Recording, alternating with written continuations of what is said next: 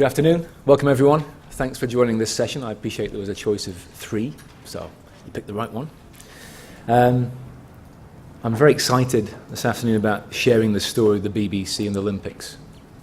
We've been working with BBC for about 2 years now, and we've really enjoyed learning more and more about their approach to their big data challenges. So hopefully some of that knowledge and some of that enthusiasm will come across this afternoon. It's very much a BBC story. We have a role in it, but it's a BBC story. So I'll make sure to credit the appropriate real BBC people at the end of this presentation. So the event itself needs no introduction from me. The organisation needs no introduction from me either. Suffice to say that this is a presentation about turning data into value around the Olympics of 2012. So there's huge hope in the UK, obviously, for the event itself. I think most of the athletes probably had high hopes as well going to the event. Another person who had high hopes was Phil Fernley, who's the general manager of Future Media News and Knowledge. And this was his aspiration up here. So early in 1953, it was that the announcement was made that the common people, ordinary people of the UK, would be able to watch the monarch's coronation on TV. Those would be people like you and I. And there was a rocket in sales for televisions based upon that. Black and white, obviously. 14-inch screens were the rigueur back then. That was a little bit before my time. Even Winston Churchill tried to call off the Queen from doing things on TV because of the heat and glare of the cameras that she might sustain. But she went ahead with it anyway, and that was responsible, as Phil Fernley quite correctly pointed out, for a huge increase in the number of televisions. So he thought that that was going to happen with the digital games this year in London.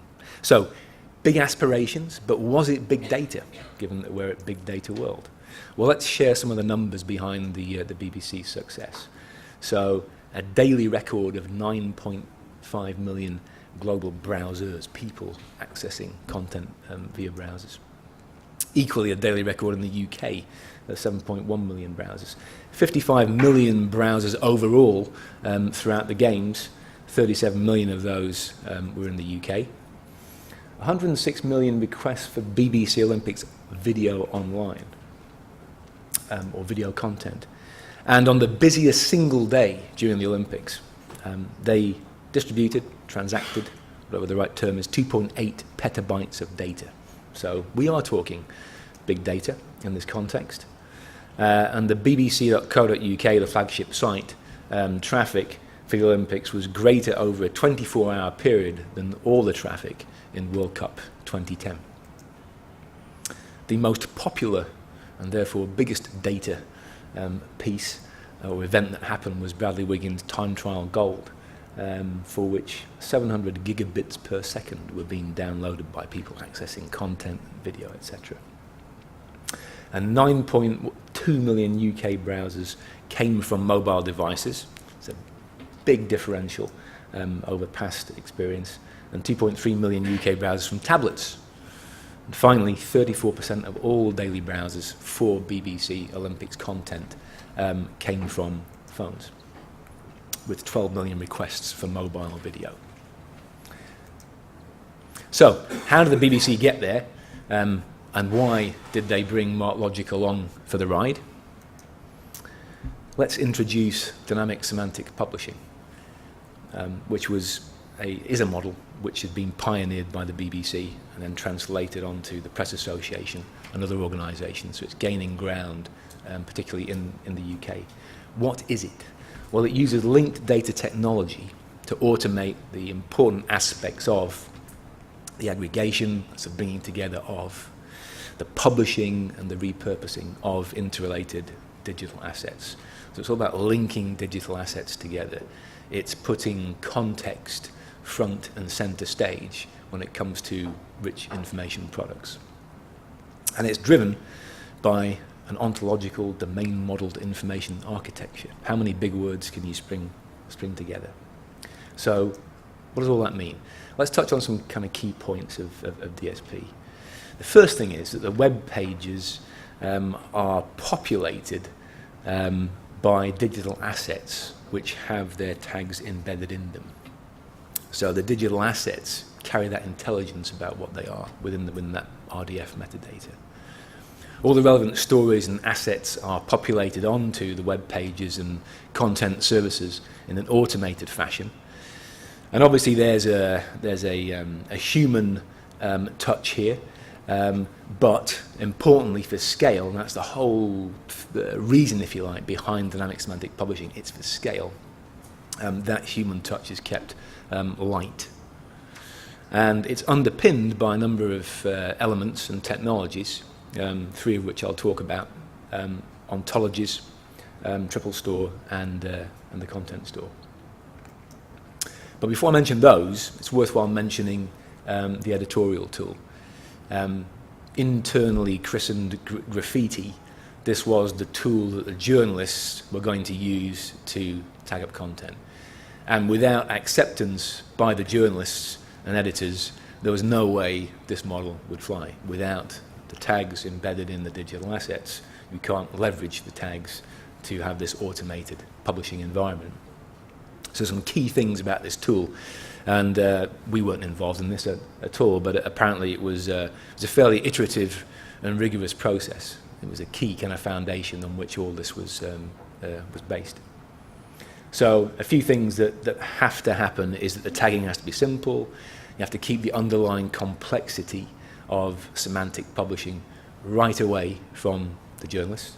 You have to have a UI that's intuitive, so they can easily add on additional concepts to add more and more value to those digital assets. And all those ontology concepts are linked to what's called linked open data. So it's this semantic linked data out there on the web, the likes of DBpedia, GeoNames, there's a whole bunch of others around the music sector, etc. And one of the key reasons for doing that on this graffiti editorial tool was really to help the journalists disambiguate things like peoples and names, to make sure that when they tag John Smith, it's John Smith, the Premiership football, it's not John Smith, the general manager of an investment bank or whatever. So they use linked open data to help disambiguate those tags as well. So an important part, because it forms the kind of foundation of how this whole thing fits together. So the ontology model. So an ontology is a formal expression of knowledge using concepts within a particular domain. And sport is brilliant for this, and sports events are brilliant for this, because when you get to an event like the World Cup or the Olympics, everything is set before you. You've got teams, they have players, those teams will play in groups. There is a process, there is a program, things will happen. And you can associate those. This is an ontology for the GB track cycling team. And by the way, this is all made available through the Creative Commons attribution license, so I'm not sharing anything I shouldn't be sharing here. As you can see on the left-hand side there, track cycling is subsumed underneath cycling. Quickly you can associate that with the actual events of cycling, including the heats, semi-finals, finals. They all have event information, which has a very, very fixed program around them, including times of the events. And that is all associated with a particular venue in the Olympic Park, particular athletes, in particular teams. This one is for the UK or GB track cycling team. So ontologies are used in many industries, but they're fantastic for sport and for sport events. Next thing is the triple store. So if you've got this framework, how are you going to populate that framework in a very, very intelligent way? And that's where the triple store comes in. So this maps the digital assets onto this ontology model. And it relies on what's called RDF, or Resource Description Framework, which is very, very simply making very crisp statements about resources and entities. For example, Frank Lampard plays for the England football team. That's what's called a subject-predicate object. So the subject is Frank Lampard, the object is the England football team, and the predicate is He plays for the England football team. So it's a very, very simple expression. There's no black magic or black art associated with that. It's a very kind of simple statement of truth. But what happens in a triple store is you end up with billions of these. So if you think of a triple store as being the world's longest 2-column database, that's pretty much what it is. It associates these things. There's also something else which I won't go into much detail about because I can't. But the concept extraction engine kind of feeds off these relationships and makes more and more links between these RDF triples. And if you've got these billions of associations, you can really improve the navigation around your website. You can massively improve content reuse and start to deliver into very rich information product interfaces. And the final thing is a content store, which is the delivery engine. So if the triple store orchestrates where these digital assets actually will go, the content store actually makes that happen. It's the dynamic, if you like, in dynamic semantic publishing. And the content store has to be exceptionally good at ingesting content, possibly in all flavors, all manner of schemas. It has to be really good at storing assets in a single place. And then on direction from the triple store and other things, dynamically deliver those assets to exactly the right place at precisely the time that they're needed. So if you think of the ontology as the kind of skeleton, the framework on which things hang, obviously it's a customized skeleton, but I've used a normal one there, normal for a human that is. And if you think of the triple store as directing the meat onto the bones, it knows where the muscles have to link to, the content has to go to. And the content store animates that, it makes it dynamic, it puts it in motion and does what it's supposed to do. And as I've mentioned, these are 3 elements in the architecture here. There are lots of others, and most importantly, for us as consumers, that has to be dressed up a little more appetizingly so. With the BBC's presentation layer and development teams and infrastructure, they make that look appropriate to consumers like ourselves. So the World Cup was the first time they used this model in anger. They'd done a little bit of this in the Winter Olympics previously, but this is where they really went to town with dynamic semantic publishing architecture. And the World Cup had a very finite, quantified number of teams, groups, and players, which made up around 700 indices. So that number of indices isn't possible with a static publishing model because you need an editor who needs to manage each of those pages or indices, making sure that updated content goes exactly where it's supposed to go to. And also, at this time in the history of this approach, that number of indices was actually more than the entire number of indices across the entire sports section of .co.uk. So there's a kind of scale issue here beginning to come into play that they knew they had to address, which underpins the DSP approach. So imagine if every page for the World Cup is orchestrated by this automated annotation-powered aggregation. That's what the DSP approach was about, and it supported for the World Cup a much greater breadth and scale than they could have achieved with their previous static publishing environment. So we looked at the GB track cycling domain model before. The World Cup domain model was very, very similar. It had lots of things which you could absolutely pin on a board and say, we will need to populate pages and pieces of pages on time and location, groups, stage round, matches, etc. And also make those links between players within squads, teams within groups, etc., etc.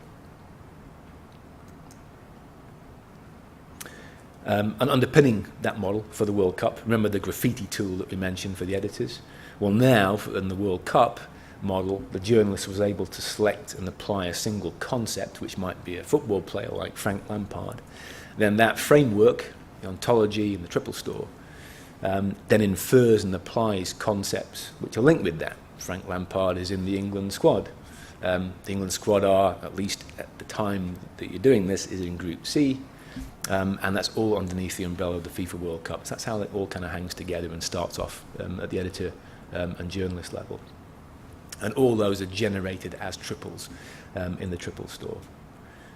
What it means is that each query coming into the website, whether it's through the navigation pane at the top or a search, you get all of the semantics of the ontologies, the factual data and the content metadata brought to bear on populating those now much rich pages. And from an external side, the BBC ingests and takes in a whole host of third-party feeds, including sports statistics feeds. And those too are directed into the ontology domain, and they're subjected to the same process. They actually use the feed supplier IDs to map those sports statistics feeds to these concepts. So they get treated in exactly the same way. And they also get aggregated in line. So what does it look for? What does it look like? What was the end result of that? This is a page for the England football team from the World Cup in 2010. These pages scroll down forever. As you'll see here on the right there, we've got information about the group that England were in at the time, the teams associated with that. We've got latest stories, features, we've got latest audio and video. The images in the photo gallery that's served up obviously have to be about the right players in the England football team. So the metadata associated with the rich media has to be dealt with. Stats there, tournament totals, things like shots on target, etc. Team profile. In the team profile, the whole squad list and a link off to a whole separate page for each individual player and any news associated with them, etc. One page, times that by 700. It's a lot of assets, a lot of ways of representing those assets. And the idea for the BBC is that you get high quality content which is crafted by a journalist who now is spending more time crafting the content than worrying where it goes on a page. That's now left to the automated side of it. So what about the Olympics? Well, take a page on the Olympics and times that by 10,000 or so. So massive scale issue. The World Cup presented challenges, the Olympics really kind of drove home those scale challenges. You know, each one of those pages hangs together exceptionally well. I'm sure we all use the site, but it hangs together exceptionally well. And that's where MarkLogic came in. So an enterprise, NoSQL, XML repository, exceptionally good at handling many thousands of content objects per second, supporting many millions of dynamic page renditions, high performance, real time, flexible, and agile. And that's a comment about our role within that new architecture, because it was a new architecture. We weren't used in the World Cup. We were invoked for the Olympics. What do we do? What do we serve out of our content store? All the sports statistics, the sports stats came from the Olympic Broadcasting Service, or OBS. All the dynamic navigation around the website. All the schedules that you will have seen, medals tables, and the video chapter points. This was really a popular introduction of functionality that the BBC had on the .co.uk website. I'm not sure if you used it, but if you went onto on-demand or live video, you could scroll very quickly on chapter points at the bottom there to get to whatever, the red card, the goal, the spectator throwing something, whatever it was. And that was invoked, I think, up to 2.5 million times on the busiest days in the Olympics. So all these things have to work at scale. What did that look like? I'm sure you've all been to these websites. But on a typical page, you will get things like picks of the day, stats, medal tables, the Olympic schedule, which was quite a nice and easy way of browsing around all the events and sports, and then drilling down into athletes, etc. Medals tables, and finally a kind of screenshot of the video, whether it was on demand or live, and the chapter points at the bottom that you could use to scroll through.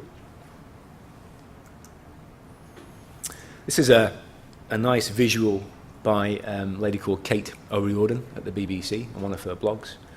It's the video supply chain. The way they describe this is the digital race that happened in tandem with the actual race. It wasn't really a race, but it's a nice metaphor. So you've got a data thread at the top there, and a video thread along the bottom, and they both end up in a dead heat finish on the consumer website, so that you're able to do these chapter points on the video. So OBS is the Olympics Broadcasting Services data feed supplier. That data is collected. Key moments that feed the chapter points on the video are actually logged by a bunch of loggers, as they were called, up in Salford. That information gets fed in real time into the database, along with the schedule information. And as we know, that all went onto multiple devices. So we're all able to watch this on mobile phones, tablet devices, TV, red button services, etc. If you drill down just a little bit into that data supply chain on the top there, you'll note that the data came in via OBS. It was actually another provider called Delta Tray, who did a pre-munge, if you like. They pre-processed the OBS feed to make it more digestible by the BBC, because they wanted to do different things with different data in the feed. They wanted an easy way of splitting that up, which they did. The other thing you'll note about that supply chain is that XML is everywhere. It's an XML data supply chain. It's one of the key reasons why we could be fundamental to the success of these kinds of things within the BBC architecture. So, big aspiration. Was it a success? Absolutely. Phil Fernley, the general manager, makes this comment here. I think when you look at previous events of this scale, a few banner headlines you can say about it. We were accessing things on demand on any device of our choice, and at unprecedented levels in terms of the delivery of online video and data. So a great success for the BBC and for us as well. So a truly digital games and a truly big data. A few words about what it is that we do and why it fits so well in there. You can describe MarkLogic as a number of things. We're an XML database, absolutely, but an operational data platform. So our value at the BBC is in digital content supply chain efficiencies, essentially. So really good at loading content in the schema and format that it is from lots of ever-changing sources, like lots of sports feeds, for example, and really good at delivering that data out, reformatting it in new ways to the right content, the right user, on the right device. So our value and ROI, again for the BBC, was really content supply chain efficiencies, and perhaps a little bit of higher value information products and content applications. So a lot of our customers tend to go for data-led publishing or information products. Importantly, if you want to find out more, these are the places you would go. I know Jim Rayfield exceptionally well. I've never met Kate O'Riordan, and I've probably bumped into David Rogers once. So I was all over their blogs in preparation for this presentation, so you can find out more granular details about this. Very interesting pieces put together there, and the BBC are very open about their architecture, about this particular process, about everything they do, because they have to be. Thank you.